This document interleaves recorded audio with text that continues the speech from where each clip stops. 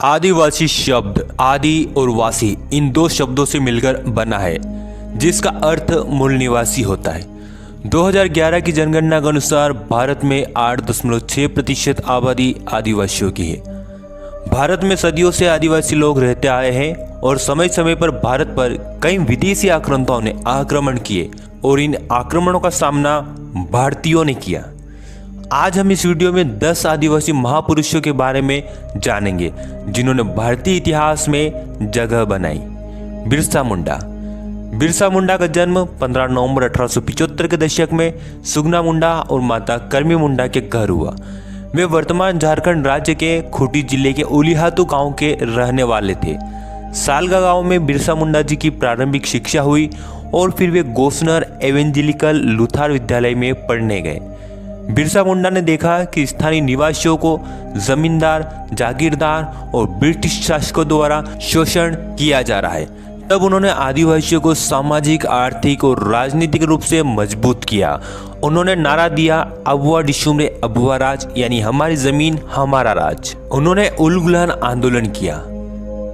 दिनांक 1 अक्टूबर 1894 को बिरसा मुंडा ने अंग्रेजों के विरुद्ध लगान माफी के लिए आंदोलन किया। 1895 में उन्हें गिरफ्तार कर हजारीबाग केंद्रीय कारागार में 2 साल के लिए रखा। 1897 से 1900 के बीच मुंडाओं और अंग्रेज सिपाहियों के बीच कई बड़े बड़े युद्ध हुए। 1897 में बिरसा मुंडा ने 400 सिपाहियों के साथ खूंटी थाने पर धावा बोला।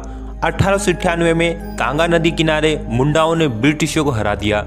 जनवरी 1900 में डोंगरी पहाड़ पर एक और संघर्ष हुआ जिसमें बहुत सी औरतें और बच्चे मारे गए। उस समय बिरसा मुंडा जनसभा को संबोधित कर रहे थे। 3 फरवरी 1900 को चक्रधरपुर के जमकोपाई जंगल से अंग्रेजों ने बिरसा मुंडा को गिरफ्तार कर लिया। 9 जून 1900 ईस्वी में अंग्रेजों ने बिरसा मुंडा के भोजन में जहर मिला दिया और रांची कारागार में ही उन्होंने अंतिम सांस ली। संग्राम शाह। गोंड वंश के सबसे शक्तिशाली एवं प्रतापी शासक संग्राम शाह थे। उन्होंने 52 गढ़ों पर अपना स्वामित्व स्थापित किया था। नरसिंहपुर जिले के चौरागढ़ किले का निर्माण संग्राम शाह ने ही कराया था। संग्राम शाह के राज्य में 70,000 गांव शामिल थे। संग्राम शाह कला और साहित्य के संरक्षक के रूप में जाने जाते रहे। उन्होंने राजरत्नमाला लिखी। संग्राम शाह के बेटे का नाम दलपत शाह था। दलपत शाह और चंदेल राजकुमारी दुर्गावती आपस में शादी करना चाहते थे, पर दुर्गावती के पिता कीरत सिंह को यह मंजूर नहीं था। तब संग्राम शाह और दलपत शाह ने महोबा के राजा कीरत सिंह के विरुद्ध युद्ध छेड़ा और वे विजय रहे। फिर दलपत शाह और दुर्गावती का विवाह हुआ। राणा पुंजा। भोमट के राणा पुंजा भील का जन्म दुद्दा होलंकी और केरी बाई के घर मेरपुर में हुआ। जब मुगल बादशाह अकबर ने मेवाड़ पर आक्रमण करने की योजना बनाई, तब मेवाड़ के महाराणा प्रताप और मुगल प्रमुख पुंजा भील के पास सहायता लेना आए। तब पुंजा भील ने मेवाड़ के महाराणा प्रताप का साथ दिया। हल्दी घाटी के युद्ध में पुंजा भील के नेतृत्व में भीलों ने गुरिल्ला युद्ध नीति अपनाई और इसी युद्ध नीति से ही हल्दी घाटी का युद्ध अनिर्णित रहा। महाराणा प्रताप ने पुंजा भील को राणा की उपाधि से नवाजा और मेवाड़ राज चिन्ह में स्थान दिया। आज पूरे भारत में राणा पुंजा भील के सम्मान में उनकी कई मूर्तियां स्थापित है। तिलका मांझी। तिलका मांझी का जन्म 11 फरवरी 1750 को हुआ। वे पहले क्रांतिकारी थे जिन्होंने अंग्रेजों के विरुद्ध कार्य किया। 1771 से 1784 तक उन्होंने ब्रिटिश सत्ता के विरुद्ध लड़ाई लड़ी। साथ ही साथ स्थानीय सामंतों और महाजनों के विरुद्ध महत्वपूर्ण कार्य किए। 1778 में तिलका मांझी ने रामगढ़ कैंप से अंग्रेजों को खदेड़कर कैंप पर कब्जा कर लिया। 1784 में क्लीवलैंड को मार दिया। बाद में तिलका मांझी को गिरफ्तार कर उन्हें 4 घोड़ों से बांधकर घसीटते हुए भागलपुर लाया गया और यहीं उन्हें फांसी दे दी गई। बुद्धू भगत। बुद्धू भगत एक भारतीय स्वतंत्रता सेनानी थे। उन्होंने 1831 से 32 में ब्रिटिश शासन के खिलाफ कोल विद्रोह का नेतृत्व किया था। बुद्धू भगत के नेतृत्व में हजारों हथियारबंद आदिवासी योद्धाओं से अंग्रेज सरकार, जमींदार और जागीरदार कांप उठे थे। 1832 में बुद्धू भगत के अनुयायियों ने अंग्रेजों पर तीर धनुष, कुल्हाड़ी और तलवार से हमला बोल दिया। उस समय अंग्रेज सिलागई गांव आए थे। अंग्रेजों और आदिवासियों के बीच चले इस युद्ध में बुद्धू भगत के पुत्र हलदर भगत और गिरधर भगत मारे गए। बुद्धू भगत को अंग्रेजों ने पकड़ लिया और मार डाला। थलक्कल चंदू। भारत के केरल राज्य में वायनाड जंगल क्षेत्र आदिवासी बाहुल्य क्षेत्र है। इसी क्षेत्र में थलक्कल चंदू एक आदिवासी प्रमुख थे और पजस्सी राजा के सबसे योग्य युद्ध नेता थे। ब्रिटिशों ने किसानों की कृषि उपज पर उच्च राजस्व तय किया। तब एडाचन कुंकुन ने एक चपरासी की हत्या कर दी क्योंकि वह कुरिया नामक आदिवासी जाति से धान की मांग कर रहा था। 11 अक्टूबर 1802 को थलक्कल चंदू और एडाचन कुंकुन के नेतृत्व में 175 धनुर्धारी आदिवासियों ने पनामाराम के किले पर अधिकार कर 70 ब्रिटिश सैनिकों समेत ब्रिटिश कमांडर डिकिंसन और लेफ्टिनेंट मैक्सवेल को मार दिया। 15 नवंबर 1805 को ब्रिटिश सेना ने थलक्कल चंदू को मार दिया और एडाचना कुंकुन ने आत्महत्या कर ली। एडाचना कुंकुन के नेतृत्व में 85 के सैनिकों ने हैदर अली और टीपू सुल्तान के विरुद्ध महत्वपूर्ण विद्रोह भी किया था। तात्या भील। तात्या भील का जन्म 26 जनवरी 1842 को खंडवा के बगडोगा में हुआ था। तात्या भील ने 1878 से 89 के बीच ब्रिटिश जमींदार, सामंत, जागीरदारों और सेठ साहूकारों के विरुद्ध महत्वपूर्ण विद्रोह किया।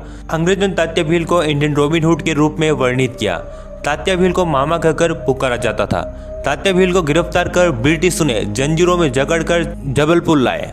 जबलपुर में उन्हें 19 अक्टूबर 1989 को फांसी की सजा सुनाई। तात्या भील की फांसी की सजा से ब्रिटिश सरकार भील विद्रोह के कारण डरी हुई थी, इसलिए ब्रिटिशों ने तात्या भील को फांसी देने के बाद उनका शरीर पातालपानी रेलवे स्टेशन पर फेंक दिया। अब इसी स्थान पर तात्या भील की समाधि और मंदिर है। सभी ट्रेन इसी स्थान पर तात्या मामा के सम्मान में कुछ समय के लिए रुकती है। पातालपानी रेलवे स्टेशन और भंवरकुआ चौराहा इंदौर का नामकरण आदिवासी जननायक तात्या भील के नाम पर रखा गया। जयपाल सिंह मुंडा। जयपाल सिंह मुंडा का जन्म 3 जनवरी 1903 को टकरा बहनतौली रांची में हुआ। वे ऑक्सफोर्ड के सेंट जॉन्स कॉलेज में पढ़ने गए। उनका चयन भारतीय सिविल सेवा में हुआ। वह 1928 में एम्स्टर्डम में ओलंपिक हॉकी में उनकी कप्तानी में भारत को पहला स्वर्ण पदक मिला। 1938 जनवरी में वे आदिवासी महासभा के अध्यक्ष बने और एक अलग राज्य झारखंड की मांग रखी। उन्होंने संविधान सभा में भेदभावपूर्णता से देश के आदिवासियों के बारे में सकारात्मक ढंग से अपनी बात रखी। संविधान सभा में अनुसूचित जनजाति की जगह आदिवासियों को मूल निवासी आदिवासी करने की बात कही। जयपाल सिंह मुंडा ने सभी आदिवासियों के अधिकार की बात संविधान सभा में रखी। 20 मार्च 1970 को दिल्ली में जयपाल सिंह मुंडा की मृत्यु हुई। तिरोत सिंह। खासी आदिवासियों के प्रमुख तिरोत सिंह का जन्म 1802 में हुआ। 1826 में येंदोबा की संधि की समाप्ति के बाद ब्रिटिशों ने ब्रह्मपुत्र नदी घाटी पर नियंत्रण पा लिया और धीरे धीरे खासी पहाड़ियों पर भी अधिकार जमाने के प्रयास में थे। ब्रिटिश खासी पहाड़ियों में एक सड़क बनाना चाहते थे, लेकिन खासी आदिवासियों ने तिरोत सिंह के नेतृत्व में 1828 में ब्रिटिशों के विरुद्ध विद्रोह किया। आदिवासी लोग तीर कमान, तलवार और ढाल से युद्ध कर रहे थे और अंग्रेजों के पास बंदूक और बारूद था। तब तिरोत सिंह और आदिवासियों ने गुरिल्ला युद्ध नीति अपनाई और यह युद्ध 4 साल तक चला। तिरोत सिंह को इस युद्ध में गोली लगी थी। तब वे गुफा में रुक गए, लेकिन एक धोखेबाज मुखिया ने ब्रिटिशों को रिश्वत के बदले तिरोत सिंह की गुप्त स्थान का पता बता दिया और जनवरी 1831 में अंग्रेजों ने तिरोत सिंह को पकड़ लिया। 17 जुलाई 1835 में उनका निधन हो गया। तिरोत सिंह की याद में मेघालय में हर साल राजकीय अवकाश रखा जाता है। सिद्धो कान्हो, चांद और भैरव।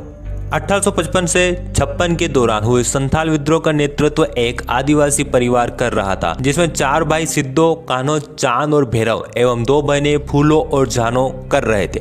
सिद्धो का जन्म 1815 में, कान्हो का 1820 में, चांद का 1825 में और भैरव का 1835 में हुआ। अंग्रेजों और स्थानीय जमींदारों के विरुद्ध संथाल आदिवासियों ने विद्रोह किया। संथाल विद्रोह का नारा था, करो या मरो, अंग्रेजों हमारी माटी छोड़ो। 30 जून 1855 में हजारों आदिवासियों ने अंग्रेजों के खिलाफ हथियार उठाए और अंग्रेजों और आदिवासियों के बीच भयानक युद्ध हुआ। लेकिन अंग्रेजों के आधुनिक हथियारों के सामने आदिवासियों के साधारण हथियार टिक नहीं पाए और लगभग 25,000 आदिवासी इस युद्ध में अपनी माटी के लिए शहीद हुए।